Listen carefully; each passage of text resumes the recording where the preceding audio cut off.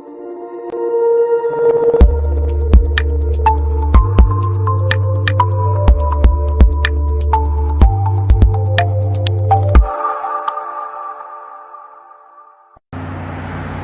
mga kahardot, magandang araw, magandang hapon at andito kami ngayon sa daan at nagkaroon ng problema ang aming sasakyan, sumabog ang gulong.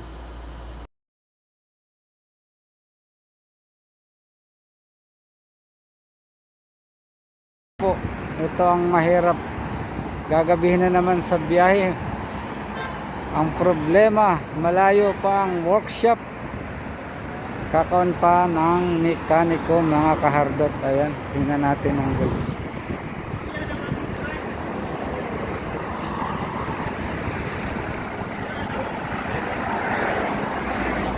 Ayan, sumabog ang gulong. Pambihira, ayan, sumabog. Ay nako, pag sa hirap, kawawa naman ang mga tao, mga pagod na sa trabaho, na stranded pa dito sa daan. Ang problema niyan, malayo pa at ang aming kampo ngayon ay pagsisikapan na tanggalin yan.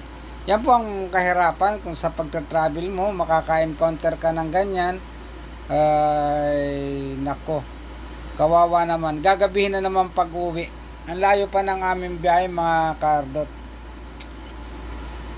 At itong driver namin babaakyat at hinahanap ang mga tools kung saan di makita ang susi kasi extra driver lang namin yan. Yan ang hirap. Ayun, hindi niya makita kung saan nakalagay ang susi ng likuran.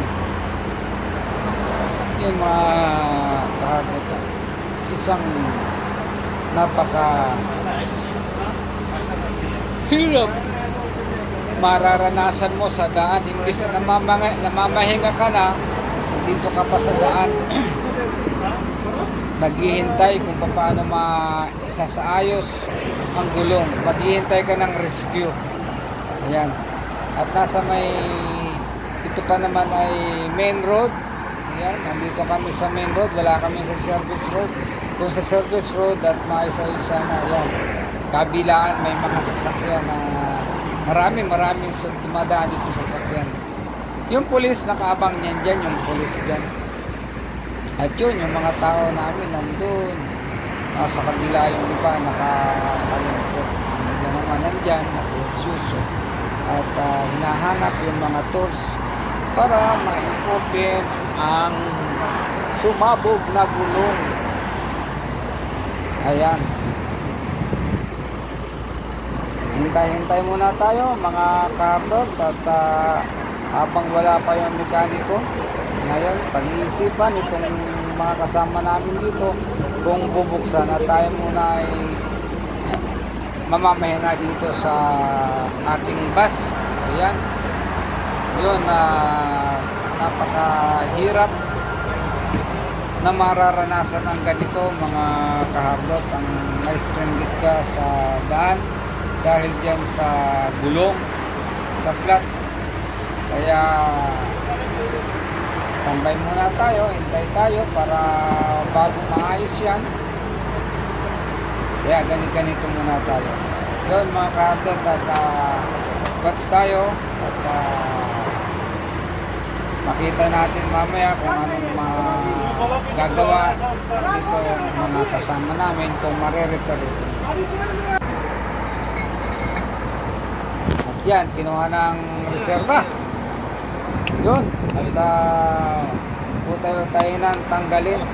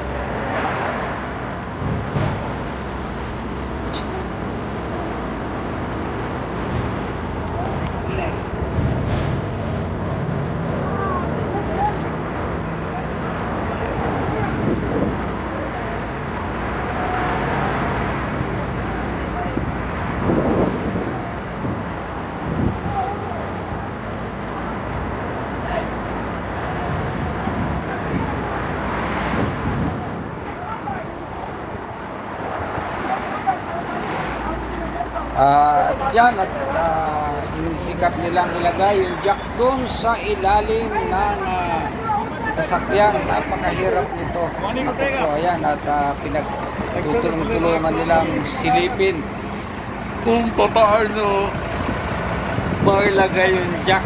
Ayan. Ang tabay, ang tabay. Ayan, mga kadoto, si kabayan. Inisilip nila. Baka merong ginto doon sa ilalim ng sasakyan. Yun, nagsisipag-silipan, no? Kasi hindi mailagay yung jack doon sa ilalim. Antabay ulit tayo, antabay, antabay, antabay, mga karbot.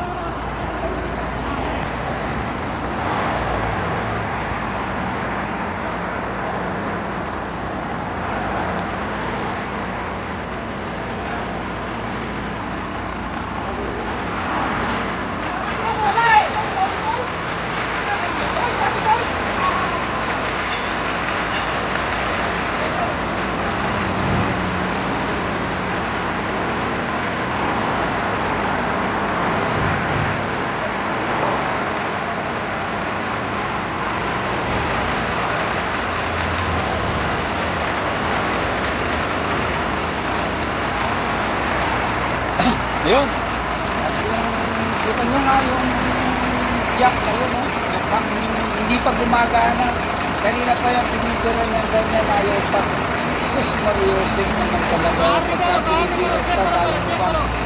Alam pa, minamalas. Tapos si Sadit, yung operator ng namin yan. Inaayos niya yung jack, hindi niya mataas. Ayan, kanyang biro, wala pa rin.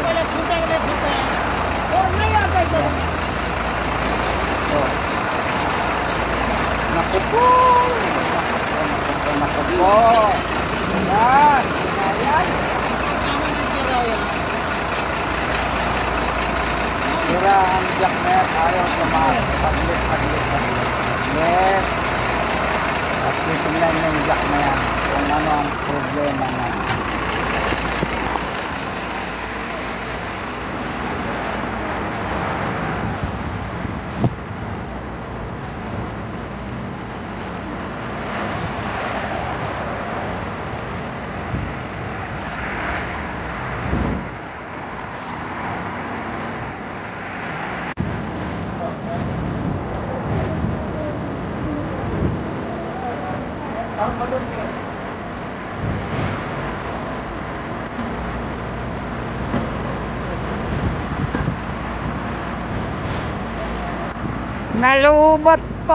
Nalubat pa, tapos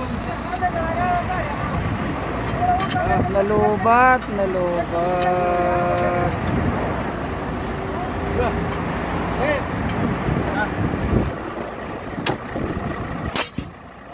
आप देखना हम पूरा टूट गया